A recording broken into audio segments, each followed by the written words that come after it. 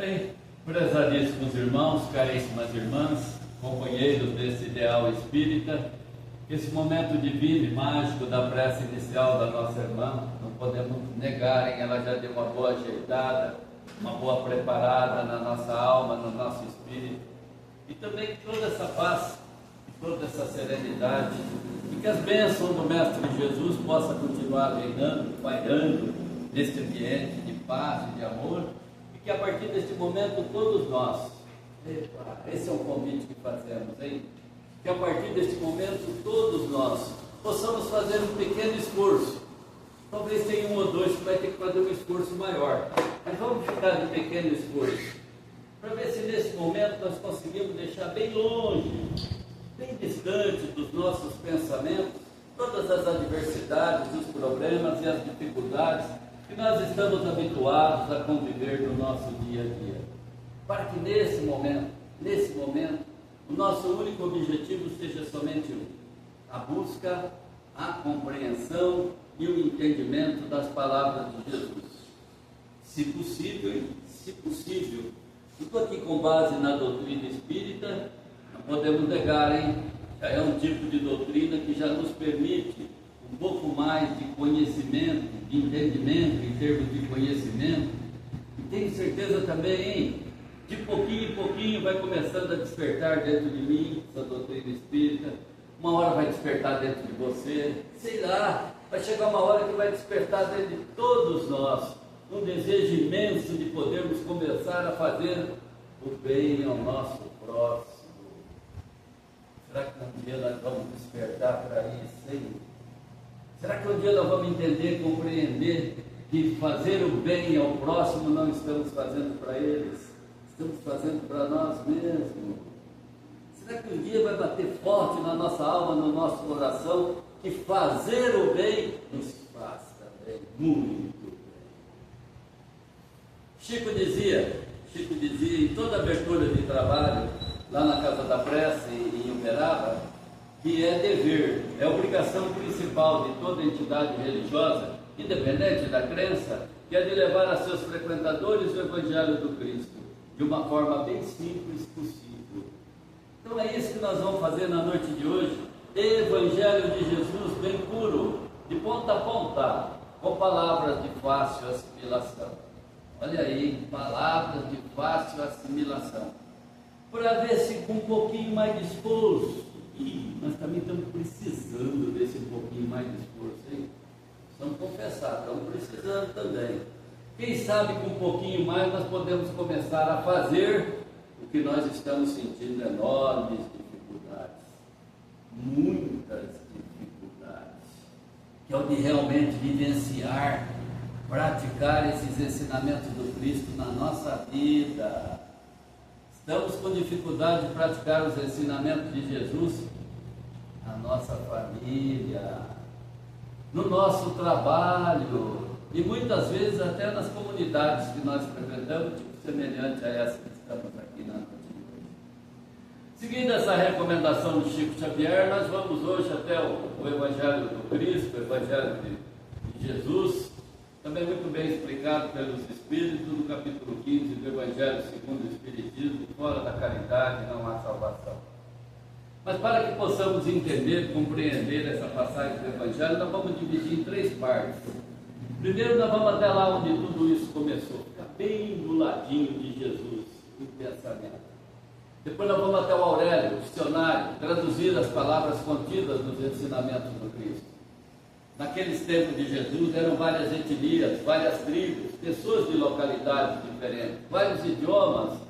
Jesus tinha dificuldade de fazer as pessoas entenderem o que ele queria dizer, e não temos até hoje. Olha, se hoje nós ficamos preocupados com essa quantidade enorme de noticiários que chega através da mídia, e que tem muitas guerras em outros países, que isso nos traz uma quantidade imensa de desespero, de medo, de preocupação. Naqueles tempos de Jesus, toda aquela região do Egito, de Israel, do Egito e da Síria encontrava-se invadido pelos romanos. Matavam quem eles queriam, faziam o que eles queriam. Então, devido a isso, eram várias etnias, e Jesus tinha dificuldade. E nós temos até hoje. E depois nós vamos em duas obras de Kardec e duas de Chico Xavier. Eu acredito que com o estudo da noite de hoje, nós não precisamos mais do que isso, hein? Jesus, Kardec e Chico Xavier. Eu acredito que está de bom tamanho. Vamos lá então? Uma pequena viagem no tempo, não muito não, em menos de 2000 anos, ano 30 da era cristã. Jesus, com a morte de seu primo João Batista, ele deixa a aldeia de Nazaré, deixa também sua mãe Maria de Nazaré, vai para uma região muito bonita, um pouco distante, que se chama Galileia, hoje completamente modificada, mas naqueles tempos eram 5 vilas, povoados, pessoas simples, humildes, pescadores. Jesus se deu bem em Cafarnaum. No primeiro momento ele conhece André, começa a conversar com ele, e André falou: ó, aquele cara lá nas margens do lago, lá é meu irmão, Simão, sujeito forte, alto, barbudo, nervoso, irritado, não tinha pescado nenhum peixe, consertando as redes do barco, e o peixe era o alimento das famílias naquele tempo. Jesus vai até ele, olhando nos olhos, diz assim: Simão, a partir de hoje você vai ser um pescador de almas. Será que se Jesus passasse por aqui essa noite e olhasse para alguém de nós e dissesse assim: você também vai ser um pescador de almas? Será que um dia nós vamos fazer isso, hein? Será que um dia nós vamos dar uma assistência para uma pessoa extremamente necessitada, precisando conversar, falar, expor os seus problemas, as suas dificuldades, o que está passando, e nós carinhosamente, amorosamente, serenamente vamos ouvir e ficar conversando com ela, hein? Será que um dia nós vamos ser? Quem sabe? Jesus sobe um pouco mais o lago e se depara com um rico comerciante de nome Zebedeu, chamando a atenção dura e agressiva de seus 2 filhos, Tiago e João. João ainda menino, 21 anos, formado o primeiro time de Jesus. Seriam 12, esses 4 mais presentes do início. Jesus se deu bem aqui em Cafarnaum e ele começou a pregar os seus ensinamentos ali e pernoitar na casa de Pedro. De Pedro não. Até naquele tempo já usava a sogra. Começou a pernoitar na casa da sogra de Pedro. Quando Jesus chegou lá, ela estava acamada com um pouco de febre. A febre muitas vezes é um sintoma de que algo não está bem no corpo físico, mas na maioria das vezes a febre é um sintoma de que algo não está muito bem na parte emocional. Então, baixa energia, eleva a temperatura e aparece a febre. Jesus foi o melhor médico que existiu na face da terra. Ele nunca recomendou remédio de laboratório, remédio de farmácia, tudo bem que não tinha naqueles tempos. O único remédio que Jesus receitava para aquelas pessoas é o mesmo que ele vai receitar para nós aqui na noite de hoje. Remédio para a alma, remédio para o espírito. Jesus chegou até ela, estendeu-lhe a mão, deu um pouquinho de água fluidificada, começou a conversar com ela, a febre baixou. Alguém tem ideia de como seria a voz de Jesus? Imaginou? Se conseguíssemos um milagre nesse momento de voltarmos em espírito no ano 30 da era cristã e assistir uma pregação religiosa do Cristo, dá para imaginar a quantidade de energia, de força que ele passava para as pessoas somente no conversar com elas? O Chico Xavier veio em Rio Preto 2 vezes, e Mirassol 3 por causa do Adelino, né? A última vez que ele esteve em Rio Preto, formou-se uma fila de mais ou menos 200 a 300 pessoas querendo pegar na mão dele, só para cumprimentar ele. Isso era coisa de 2h30, 3 horas da manhã, porque tinha uns que, em vez de cumprimentar, abraçavam e ficavam conversando. Então, quantas e quantas vezes, até 2, 3 horas da manhã, mas a pessoa que pegava na mão do Chico, olha, um espírito iluminado também, hein? Mas muito distante da iluminação do Cristo. Mas a pessoa que pegava na mão do Chico, ou abraçava ela, sentia uma paz, uma serenidade, uma tranquilidade, que jamais ela iria reclamar de ter ficado ali até 2, 3 horas da manhã. De maneira nenhuma ela reclamava, botava defeito nos outros que usavam mais tempo do Chico. Só de pegar na mão dele transmitia uma energia muito boa. Então Jesus se deu bem aqui na casa da sogra de Pedro, começou a pernoitar. Jesus tinha um hábito umas 4 ou 5 vezes na semana, ele se levantava bem cedinho, tipo 4h30, 5 horas da manhã, e se dirigia até um monte, que tem ao norte, uma montanha, pequena montanha, que tem ao norte do lago do Tiberíades, do lago Mar da Galileia. Chama, não é mar, não, é lago de Genezaré. Chama de mar porque tem 21 quilômetros de comprimento por 13 de largura, mas é lago de Genezaré lá. Então ali Jesus ficava orando, rezando, meditando, refletindo, e isso elevava cada vez mais o nível espiritual do Cristo. Aliás, esse hábito de Jesus, se nós formos ali na biblioteca, nós vamos encontrar diversas obras que também nos recomendam que nós deveríamos fazer o mesmo que Jesus fazia. É uma recomendação deles que nós deveríamos fazer o mesmo que Jesus fazia. Ou seja, dizem eles que todos nós deveríamos, no primeiro minuto da manhã, quando acordamos, mas tem que ser no primeiro minuto da manhã, quando acordamos. Não importa o local, pode ser penumbra do quarto, sacada do apartamento ou fundo do quintal. O local não importa. O que importa é que tem que ser no primeiro minuto da manhã, por 2 motivos. Primeiro, o celular está distante, a TV não foi ligada, não fizemos contato com nenhum dos nossos familiares. Segundo, porque esse primeiro minuto da manhã, quando acordamos, a mente está serena, está calma, está tranquila, está pacificada. É o melhor horário, dizem eles, para nós começarmos a jogar uma quantidade imensa de energia positiva no nosso espírito, na nossa alma, nessa parte que pensa, que raciocina, que toma decisão. Se nós formos ali na questão 23, em combinação com a 76 do Livro dos Espíritos, Allan Kardec, com muita inteligência, ele pergunta assim: o que é o Espírito? Pergunta com inteligência, a resposta do alto veio com sabedoria. Princípio inteligente da vida, princípio inteligente do universo. Quer dizer isso, hein? Nós não somos médicos, mas uma explicação bem simples, tá? A nossa cabeça, os braços, o tronco, as pernas, isso é corpo físico. Não podemos negar, isso é corpo físico. Isso, quando nós vamos desencarnar, isso volta para a Terra, se dissolve, dá sequência às leis da natureza. Mas e essa parte que pensa, que raciocina, que toma todas as decisões da nossa vida, é o Espírito. É o Espírito. Então, quando levantamos no primeiro minuto da manhã, é o melhor momento de começarmos a dar uma fortalecida. Onde estamos? Do jeito que estamos e o que temos, tudo isso foi um processo de escolha dessa parte que pensa, que raciocina, que toma decisão, que é o Espírito. Então esse primeiro minuto da manhã é o momento ideal para a gente começar a jogar uma quantidade imensa de energia positiva nessa parte que pensa, que raciocina, que toma decisão. Melhor chegar no espelho e dar uma olhada assim, jogar energia positiva. Que moleque bonito que eu sou, hein? Que coisa linda, que menina linda que eu sou. Energia positiva. Chega, olha no espelho e fala assim: hoje vai ser um dia maravilhoso para mim, vou me dar bem com todos os meus familiares hoje. Capaz de falar até eu te amo com a minha esposa. Capaz de você fizer isso, é capaz de você falar também, você que é mulher, casado, falar eu te amo com o seu marido. Já pensou que alegria ele vai sentir? No primeiro minuto da manhã recebeu uma carinhosa dessa influência espiritual, eu te amo. Hoje eu vou me dar muito bem com meu filho, ele não vai embora para trabalhar sem vir falar bom dia para mim do jeito que ele sempre sai, sem falar bom dia. Hoje ele vai vir me dar um abraço, vou desejar bom trabalho para ele. Hoje vai ser um dia que eu vou estar pleno de saúde. Tchau dor de cabeça, tchau dor nas costas.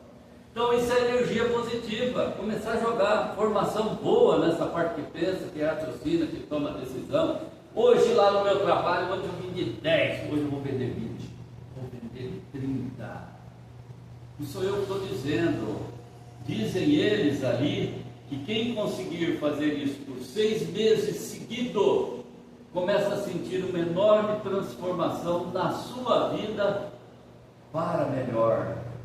E dizem eles também que quando nós estamos fazendo essa prece no primeiro horário da manhã, essa oração, isso não é um investimento só na nossa parte espiritual, não.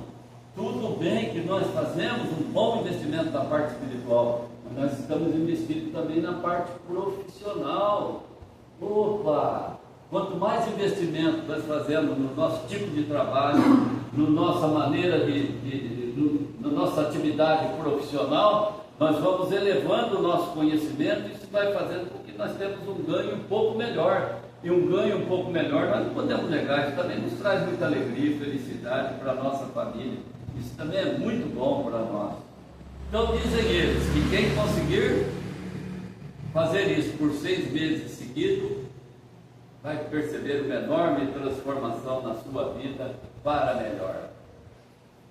Quando Jesus termina de fazer a oração, ele chega na frente da casa de Pedro, já tinha uma quantidade imensa de pessoas ali, esperando ele fazer um pronunciamento, pregar os seus ensinamentos.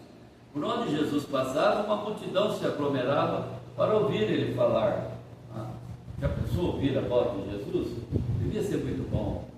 Enquanto Jesus está lá, Jesus começa a falar para aquelas pessoas: vinde a mim, todos vós que estão tristes, que estão aborrecidos, que estão com problemas, que estão com dificuldades, que eu vos aliviarei. É assim que Jesus fala, e ele completa dizendo: porque fora da caridade não há salvação. Fora da caridade não há salvação. Eu fico pensando aqui, imaginando, me questionando e me perguntando, quando Jesus, lá no ano 30 da era cristã, ele disse para aquelas pessoas na frente da casa da sogra de Pedro: vinde a mim. Será que ele não fez um convite para nós aqui também, hoje, nessa noite? Não, hein? Será que foi só para aquelas pessoas do ano 30?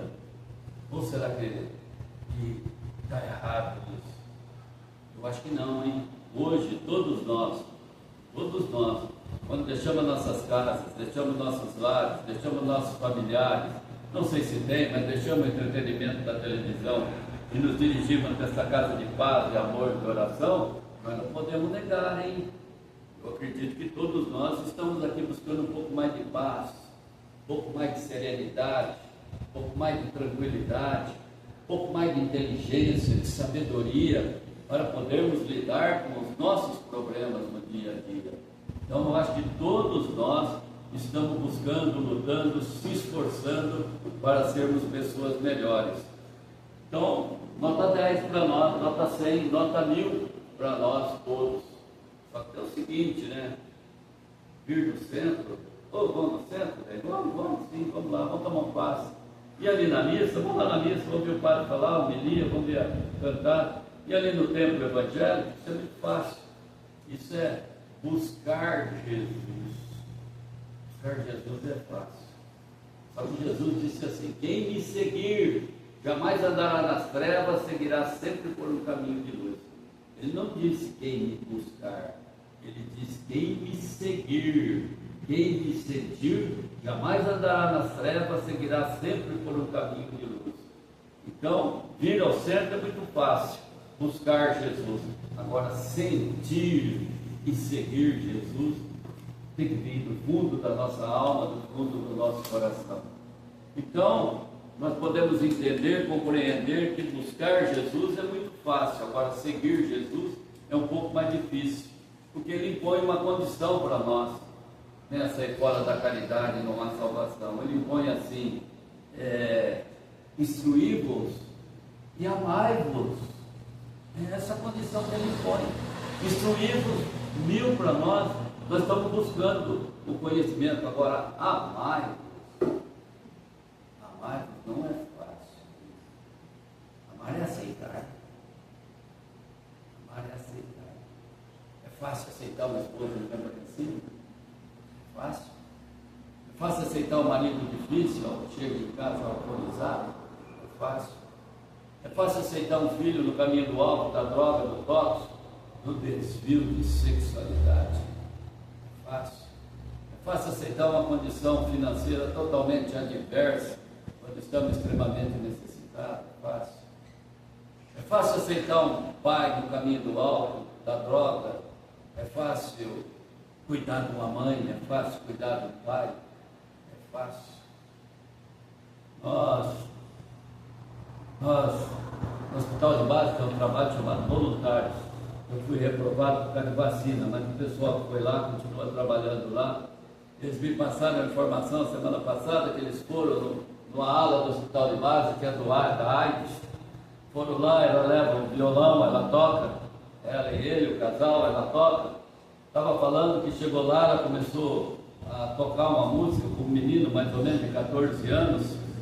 Tocou a música, ele começou a chorar e ela falou: por que você está chorando? Ela falou assim: porque eu estou aqui já há 2 meses e o meu pai não veio me visitar.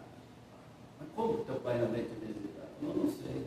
Não vem. Você não tem mãe? Não, minha mãe faleceu. Eu só tenho pai. Ela falou: dá o endereço do teu pai, vou lá, eu trago ele aqui. Ele pegou, deu o endereço, Rua 23, lá no Santo Antônio, a última rua do lado de lá. E eles chegaram lá de carro, bateu o pau, falou: o senhor é o pai do menino que está lá no hospital de base, lá internado? Sou sim. Então, mas por que o senhor está querendo que o senhor vai visitar? O senhor não quer ir lá, não? Falou: não, eu não vou visitar ele, não. Falei: mas como assim? Falou: eu fiz tudo para esse menino. Eu, desde os 7 anos, eu levava ele na escola, buscava, ensinei ele a trabalhar, fazer o meu serviço, tudo. Dei tudo para ele, fiz tudo para ele. Tratei ele como um filho, minha esposa faleceu. Ele, depois de 12, 13 anos, ele se envolveu com droga. Não vou não quero mais ver.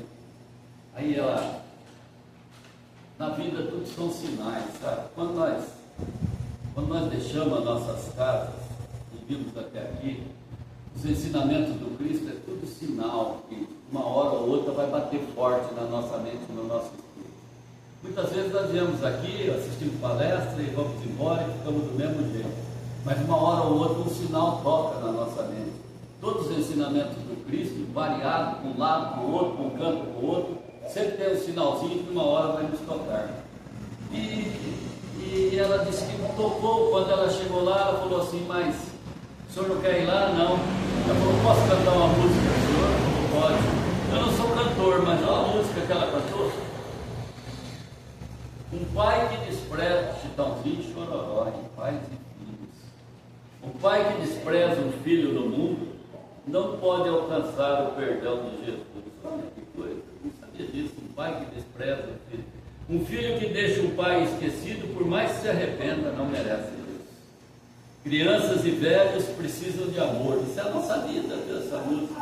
Não sabia disso, que é uma comunicação mediúnica. Crianças e velhos precisam de amor. Sozinho no mundo não serão ninguém, nem crianças nem velhos. O homem esquece que já foi criança e um dia será um velhinho. Então, Jesus esteve na terra e nos ensinou que uma família é feita de amor, mas suas lições estão esquecidas. Eu sei que é tão difícil ser pai e ser filho.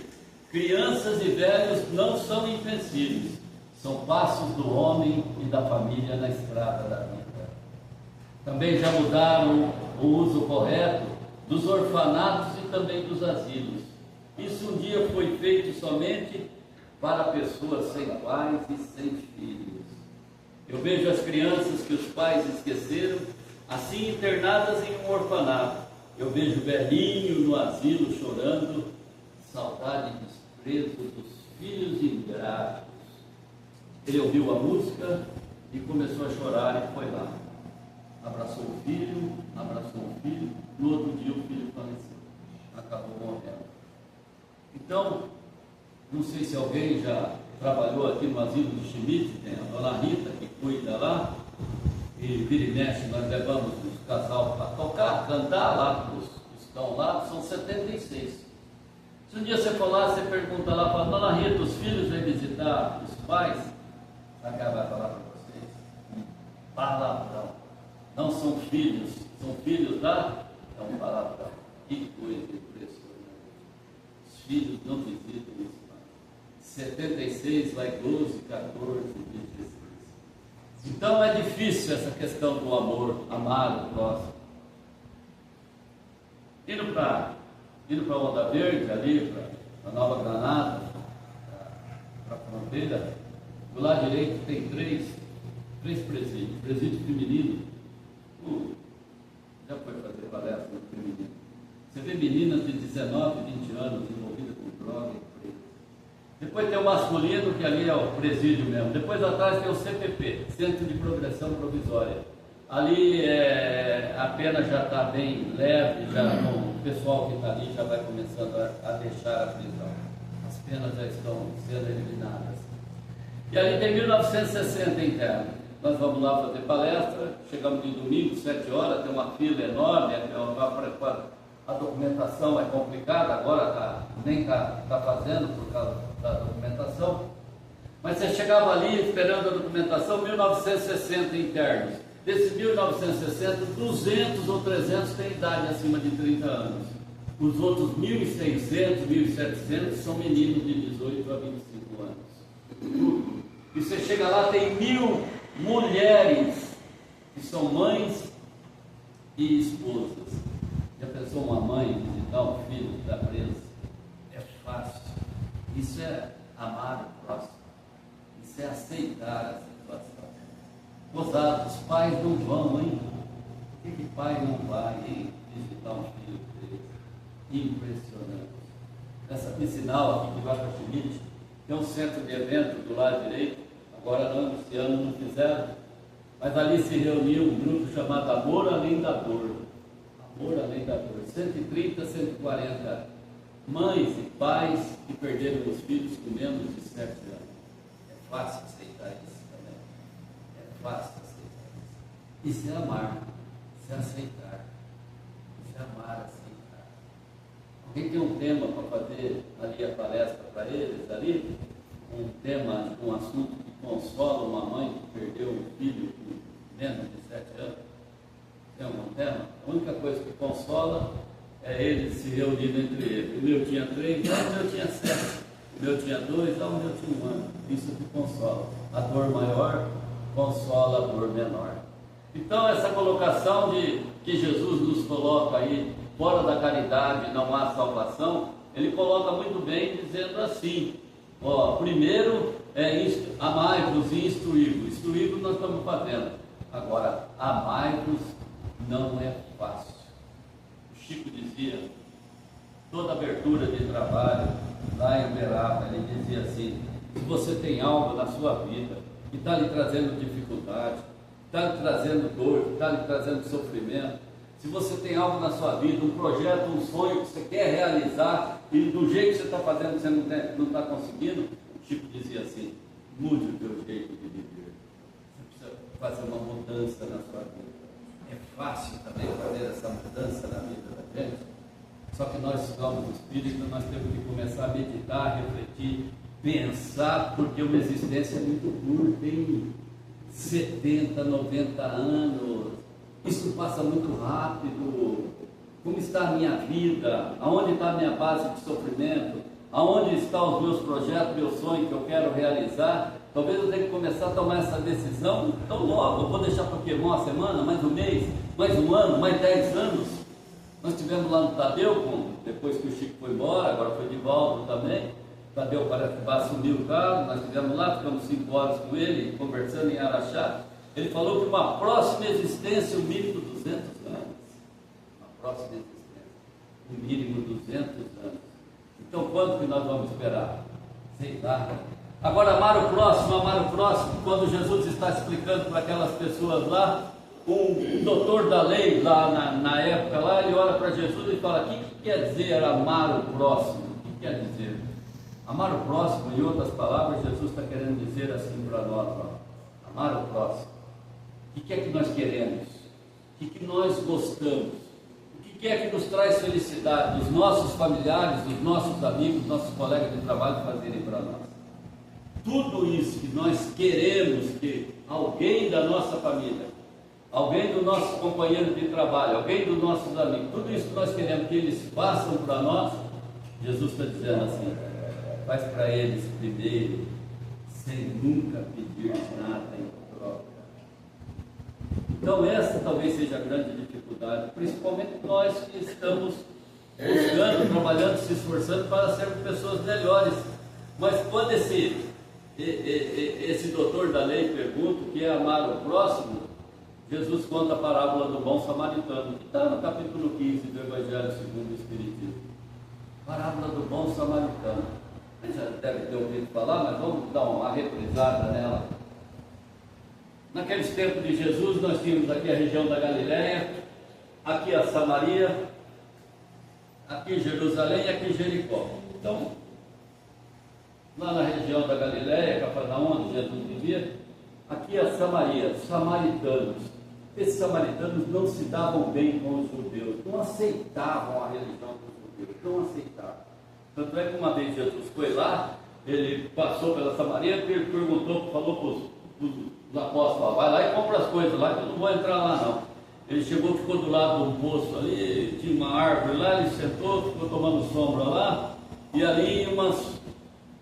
Quem tem idade aqui sabe que não tinha água encanada, era poço, né? Então lá tinha o poço de Jacó. O poço de Jacó, que as mulheres aqui, as samaritanas iam todo lá, 6 horas, 7 horas, ia tudo em grupo. A mulher gosta de conversar, mas 10, 11 horas ia só uma, nesse horário que Jesus estava. Ela chegou lá, desceu o balde, puxou. Jesus falou assim, na hora que ela puxou: me deu um pouco de água para beber. Ela olhou e falou para ele assim: não dou não, você é judeu, nós não conversamos com judeu.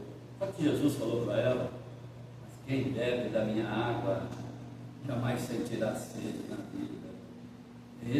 Os ensinamentos do Cristo é para nos tocar. Quem bebe da minha água jamais sentirá sede na vida.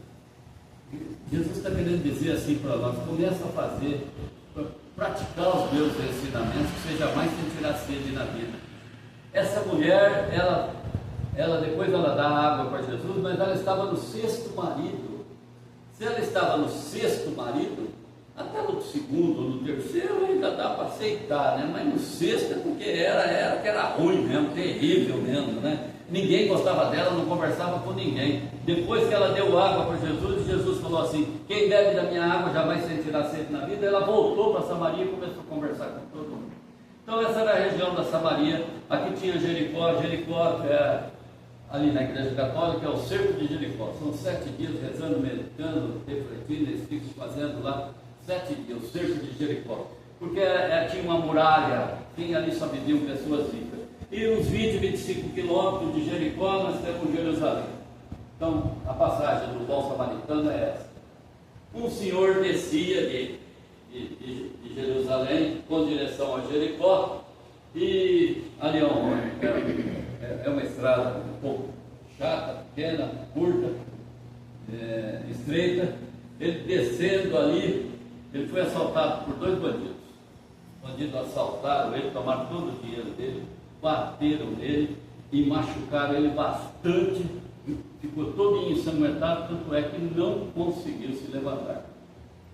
Então ali os bandidos foram embora, ele ficou ali jogado na estrada e desceu de Jerusalém em direção a Jericó, que era a cidade dos ricos, era uma espécie de condomínio fechado, né? Tinha uma porta, Jericó, só havia pessoas muito ricas lá, e descendo um sacerdote lá de Jerusalém, dos templos lá.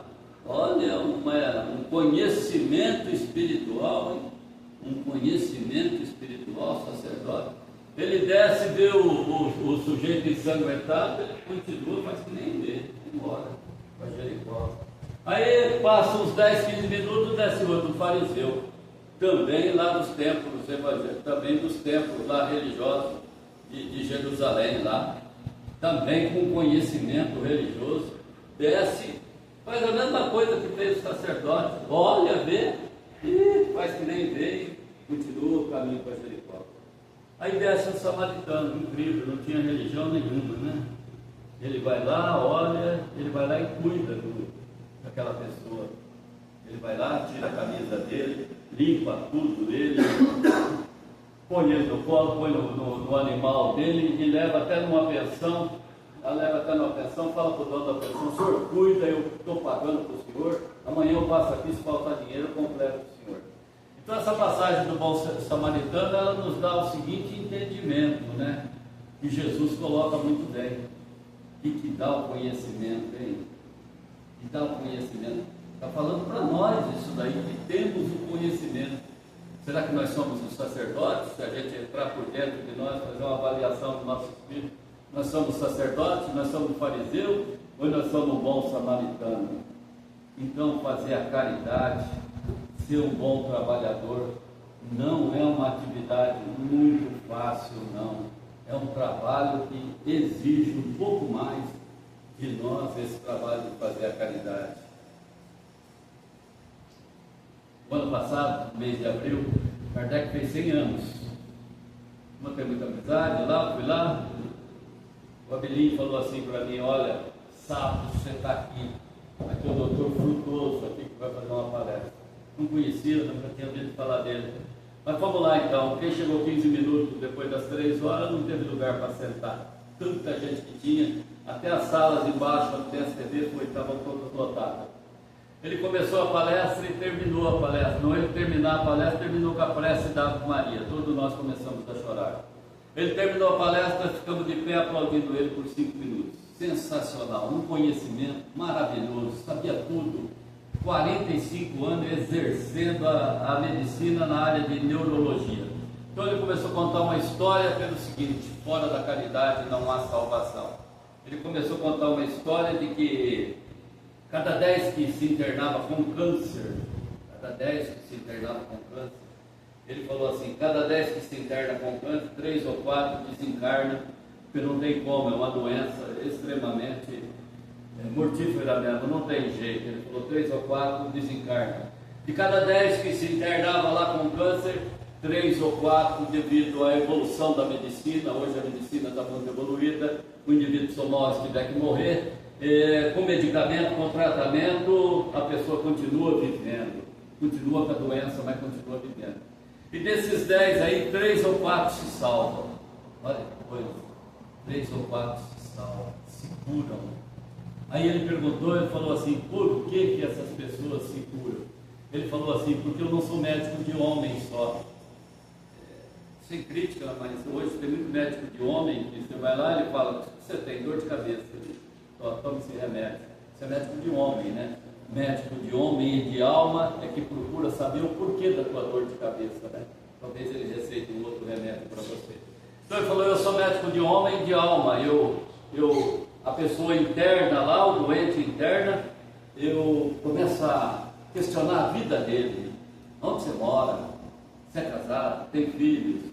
Tem marido? Você se dá bem com o marido? Situação financeira? Ele sabe da vida total da pessoa. O que você faz das horas vagas? Então ele chegou à conclusão que daquelas 3 ou 4 que se salvam, eram pessoas que realmente exerciam atividade na terra, que faziam trabalho na terra.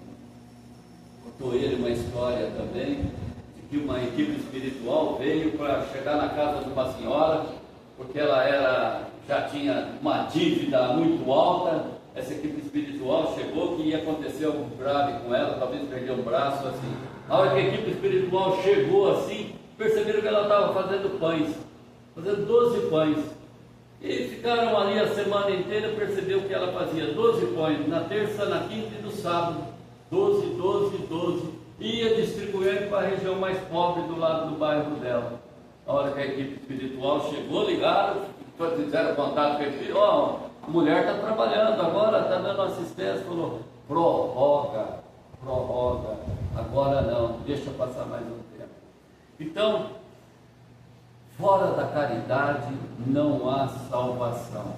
É a colocação que o Cristo faz nessa passagem do Evangelho, que todos nós deveríamos meditar, refletir, pensar e talvez começar a ter algum tipo de atividade, porque vir do centro é muito fácil, pegar um livro e ler também é muito fácil, mas também tomar uma decisão de começar a fazer um trabalho de caridade, de ajudar uma pessoa um pouco mais necessitada, isso talvez é um pouco mais difícil. Lá no próprio Evangelho do Cristo tem uma passagem que eles chamam de mulher hemorroísa. Hemorroísa vem de hemorroide, é um sangramento. No caso dela, por ser mulher, sexo feminino, deveria ser um tipo de menstruação. Ela por 12 anos com esse sangramento, com essa hemorroide. Mas ela nunca desistiu, ela nunca desanimou, nunca se entregou, e por ter esse tipo de doença, ela teria que ficar afastada da população naquele tempo, porque essa doença não podia conviver com as pessoas. Mas ela nunca desanimou, nunca se entregou, 12 anos, hein, lutando com a doença, hein? Às vezes nós temos uma gripe de uma semana, nós reclamamos com Deus, com tudo, com o médico, com o remédio, reclamamos por todo. Você já pensou 12 anos com um tipo de doença, um sangramento, sem parar e sem reclamar, sem se entregar, sem fazer nada contra, e ainda mais ela procurava ajudar as pessoas que estavam envolvidas no seu tratamento ali. Ela sempre ajudava, pouquinho a mais que ela dava quando uma pessoa ia numa cidade vizinha, num vilarejo vizinho, para comprar um remédio para ela sempre ajudava aquela pessoa que fazia isso daí. Então ela, 12 anos trabalhando, ficou sabendo que um certo dia Jesus deixou Cafarnaum aqui, em direção a Jerusalém. Quando ele passou pelas vilarejos que ela morava, na encruzilhada, Jesus ficou ali pregando os seus ensinamentos. Ela ouviu falar de Jesus, falou: o quê? Vou lá, hein? Quem sabe ele pode me curar, hein? Vou lá. E ela foi. Chegou lá, tinha uma multidão, ela foi pedindo licença. Quando ela chegou bem pertinho da túnica branca e alta de Jesus, ela pegou, tocou, no ela tocar, o sangramento parou, estancou. Ela falou assim: mestre, meu sangramento estancou, meu sangramento parou, muito obrigado, você me curou. Jesus olhou para ela e falou: eu te curei, você se curou, a tua fé te curou. Então a caridade, ela está anexada à fé e à esperança. É isso que talvez nós temos que ter: fé, esperança e caridade. Acreditar, persistir sempre, desistir nunca. O Chico também dizia que se você tem um problema, algo que está te atrapalhando, não deixe de lutar, não deixe de trabalhar, não deixe de se esforçar. Uma hora ou outra acaba acontecendo. Então,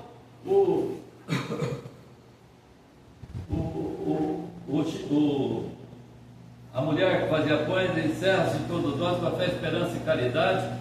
Então nós encerramos o estudo da noite de hoje do jeitinho que está aqui no capítulo 19 do Evangelho segundo o Espiritismo, e o título lá é: a fé do tamanho do grão de mostarda remove uma montanha de lugar. Olha que coisa, não dá para entender isso? A fé do tamanho de um grão de mostarda remove uma montanha de lugar. Traduzindo isso daí, mostarda é um grãozinho muito pequeno, não sei se vocês já viram, não. É um grãozinho muito pequeno, mas quando ele é plantado, a árvore se torna enorme depois. Então Jesus coloca assim: a fé do tamanho de um grão de mostarda. Ele está dizendo para nós que nós não precisamos também de muito não, hein? Um pouquinho só, um pouquinho remove uma montanha de lugar. Jesus não está querendo dizer também, interpretando melhor isso daí, que se nós tivermos fé, nós vamos ali em São Carlos ou lá em São Paulo e vamos empurrar a montanha de lugar. Não, a montanha são os nossos problemas, as nossas dificuldades, que nos está causando dor, que nos está causando sofrimento. Então, do jeitinho que está nesse capítulo 19 do Evangelho segundo o Espiritismo, eu vou passar para vocês sem mudar uma vírgula. Dizem eles assim, a espiritualidade: se todos nós tivéssemos um pouquinho mais de conhecimento e consciência, olha o que eles colocam: se nós tivéssemos conhecimento e consciência, o conhecimento nós temos, consciência seria aplicar esses conhecimentos que nós temos na nossa vida. Isso fica por conta de cada um, não sou médio, não sei quanto tem de cada um nisso. Mas se todos nós tivéssemos mais conhecimento e consciência, e se usássemos esse conhecimento que está dentro de nós, toda essa força, toda essa energia, todo esse poder criador, todos esses dons a nosso favor para atender os nossos objetivos, nossos sonhos, nosso projeto, nós também poderíamos fazer o que no Evangelho do Cristo consta como sendo sempre milagres, mas que nada mais é do que fazermos desenvolver toda essa força, essa energia, esse poder criador, essa fé, essa esperança e essa caridade que nós trazemos de dentro de nós mesmos. Sendo assim, eu desejo a todos que a partir de hoje possamos estar mais com Jesus, olhar mais para Jesus. Quem sabe amanhã, hein? Poxa vida, quem sabe amanhã cedo, amanhã cedinho, no amanhecer de um novo dia, todos nós, com um pouquinho mais de fé, de esperança, de amor e de caridade, possamos ter bem do nosso ladinho essa presença divina do Mestre Jesus, como sendo a nossa principal companhia. Eu tenho certeza que assim vai ser, assim será e que assim será.